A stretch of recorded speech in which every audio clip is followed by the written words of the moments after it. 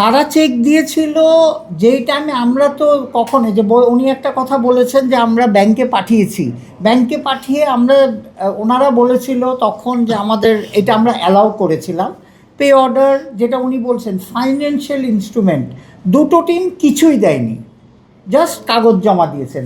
So first কাটে তো ওই দুটো টিম চলে গেছিলো।